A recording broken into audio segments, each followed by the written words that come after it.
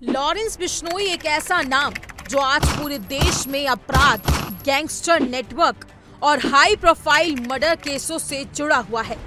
भले ही वो इस वक्त जेल की सलाखों के पीछे हो, लेकिन उसका नाम और उसका असर आज भी बाहर की दुनिया में महसूस किया जा रहा है। माना जाता है कि लॉरेंस बिश्नोई भले ही हाई सिक्योरिटी सेल में बंद हो, लेकिन वो अपने गैंग से लगातार संपर्क में रहता है। मीडिया रिपोर्ट्स और जांच एजेंसियों का दावा है कि लॉरेंस का नेटवर्क सिर्फ भारत तक सीमित नहीं, बल्कि दुनिया भर में जहां भी भारतीय युवा बसे हैं वहां तक फैला हुआ है। इस बीच लॉरेंस बिश्नोई के चचेरे भाई राकेश बिश्नोई ने मीडिया से बातचीत में कुछ ऐसे खुलासे किए जो उसकी जिंदगी के अनछुए पहलुओं पर रोशनी डालते हैं। राकेश ने बताया कि लॉरेंस के परिवार की आर्थिक स्थिति अच्छी है और वो हर साल उस पर 35 से 40 लाख रुपए खर्च करते हैं। वो कहता है कि जेल में बंद लॉरेंस को हर संभव सुविधा दी जाती है जो लीगल दायरे में हो सकती है। उसका खान पान, वकीलों की फीस, कपड़े, दवाइयाँ और बाकी लॉरेंस की तमाम जरूरतें उसका परिवार पूरा ख्याल रखता है। राकेश ने लॉरेंस की जिंदगी के शुरुआती दिनों की भी चर्चा की। उसने बताया कि लॉरेंस बचपन से ही पढ़ाई में होशियार था। वो कॉन्वेंट स्कूल में पढ़ता था और उसका स्वभाव आम लड़कों जैसा था। उसे महंगे कपड़े और जूते पहनने का शौक था, लेकिन किसी ने भी कल्पना नहीं की थी कि वो आगे चलकर अपराध की दुनिया में कदम रखेगा। 10वीं के बाद वो चंडीगढ़ चला गया, जहां उसने पंजाब यूनिवर्सिटी में एडमिशन लिया। वहीं से उसकी जिंदगी ने एक अलग मोड़ लिया। यूनिवर्सिटी चुनावों में हारने के बाद वो छात्र राजनीति में सक्रिय हो गया और धीरे धीरे उस पर FIR दर्ज होने लगी। राकेश बताता है कि लॉरेंस के साथ ज्यादती हुई है। उसने कहा, जब एक इंसान पर केस डाल दिए जाते हैं तो पुलिस भी कहने लगती है कि सब कुछ उसी पर डाल दो। राकेश का कहना है कि लॉरेंस पर बहुत सारे केस बिना गहराई से जांच की दर्ज कर दिए गए। मीडिया की नजरों में कोई अपराधी बन सकता है, लेकिन जब तक अदालत उसे दोषी नहीं ठहराए तब तक उसे अपराधी कहना न्याय संगत नहीं है। राकेश ने यह भी कहा कि जब लॉरेंस को हाई सिक्योरिटी सेल में रखा गया है, जहां फोन की सुविधा तक नहीं होती, वहां से वो कैसे बाहर की दुनिया से संपर्क कर सकता है। उसने सवाल उठाया कि अगर लॉरेंस वाकई में मोबाइल इस्तेमाल कर रहा होता तो वो सबसे पहले अपने परिवार से बात करता। जो कुछ भी मीडिया में बताया जा रहा है उसमें कितनी सच्चाई है और कितना फसाना, ये सिर्फ लॉरेंस या फिर भगवान ही जानता है। उसने बताया कि 7-8 साल पहले जब लॉरेंस को किसी पेशी के लिए कोर्ट लाया गया था, तब उससे बातचीत हुई थी। उस वक्त लॉरेंस ने दुख जताया था कि कोई उसकी बात नहीं सुनता, ना ही उसका पक्ष सुना जा रहा है। मुझे समझ नहीं आता कि मेरे खिलाफ इतने केस दर्ज हो गए। राकेश ने लॉरेंस के छोटे भाई अनमोल बिश्नोई के बारे में भी खुलकर बताया, जो पढ़ाई कर रहा था और उसकी जिंदगी भी लॉरेंस से जुड़ने की वजह से बदल गई।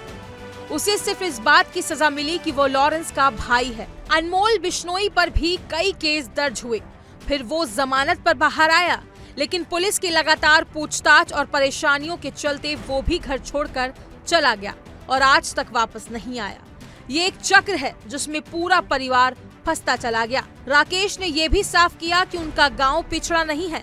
जब आसपास के गांव में स्कूल नहीं थे, तब हमारे गांव में सरकारी स्कूल था और वहां की कई लड़कियां डॉक्टर बनी हैं। राकेश ने बताया, इस बात पर अफसोस जताया जाता है कि जिस बिश्नोई समाज की पहचान पर्यावरण रक्षा और बलिदान से रही है, उसी समाज के एक युवक का नाम आज अपराध से जोड़ा जा रहा है। राकेश कहता है कि उसके और लॉरेंस के परदादा ने समाज के लिए साहित्य लिखा था और उनका मंदिर आज भी लोगों के लिए प्रेरणा का स्थान है। राकेश ने भावुक होकर कहा कि हम उस परिवार से आते हैं जिन्होंने पेड़ों की रक्षा के लिए अपनी जान दी। जानकारी के लिए बता दें कि लॉरेंस बिश्नोई का असली नाम बलकरण बरार है। स्कूल के दिनों में ही उसने अपना नाम बदलने की इच्छा जताई थी और ये नामकरण उसकी चाची के सुझाव पर हुआ था। चाची को लगा कि लॉरेंस नाम उसके पर्सनालिटी पर अच्छा लगता है। धीरे धीरे ये नाम ही उसकी पहचान बन गया और आगे चलकर यही नाम भारत के सबसे चर्चित गैंगस्टर्स में से एक पर्याय बन गया। याद रहे कि लॉरेंस का नाम आज कई बड़े हाई प्रोफाइल मर्डर केसों में लिया जा रहा है। सबसे पहले 2022 में मशहूर पंजाबी गायक सिद्धू मूसेवाला की हत्या का मामला सामने आया, जिसमें बिश्नोई गैंग ने जिम्मेदारी ली थी। इसके बाद कनाडा में खालिस्तानी आतंकी हरदीप सिंह निज्जर की हत्या के मामले में भी लॉरेंस का नाम सामने आया और फिर उसके बाद बाबा सिद्दीकी की हत्या की जिम्मेदारी भी बिश्नोई गैंग ने ली, जिसने एक बार फिर लॉरेंस बिश्नोई को राष्ट्रीय और अंतर्राष्ट्रीय सुरक्षा एजेंसियों के रडार पर ला दिया।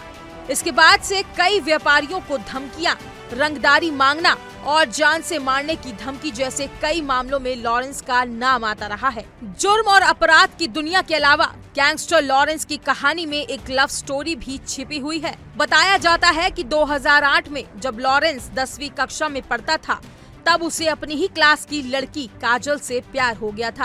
काजल को भी लॉरेंस पसंद था। धीरे धीरे दोनों की दोस्ती प्यार में बदली और उन्होंने एक दूसरे से वादे किए, लेकिन वक्त और हालात ने उनका रिश्ता कहां मोड़ ले गया, इसका कोई अंदाजा नहीं लगा सकता और ये प्रेम कहानी अधूरी रह गई।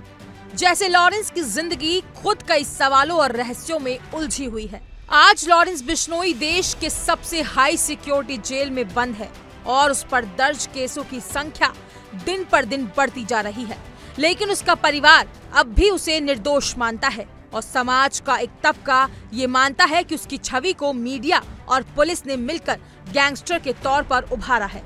सवाल ये है कि क्या सच में लॉरेंस अपराध की दुनिया का बेताज बादशाह है या फिर एक ऐसा व्यक्ति जिसे हालातों ने अपराधी बना दिया। इस पूरी कहानी में एक तरफ देश की कानून व्यवस्था की सख्ती है, तो दूसरी तरफ एक परिवार की उम्मीदें और सवाल है।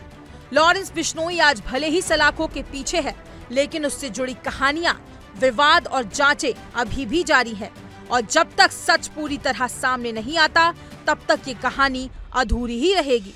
एक ऐसे व्यक्ति की जो कभी एक होशियार छात्र था, लेकिन अब देश के सबसे चर्चित गैंगस्टर्स में से एक माना जाता है। फिलहाल इस खबर में इतना ही। अपनी राय कमेंट सेक्शन में जरूर बताएं और ऐसी ही तमाम हर बड़ी अपडेट्स के लिए इंडिया डेली को सब्सक्राइब करना ना भूलें।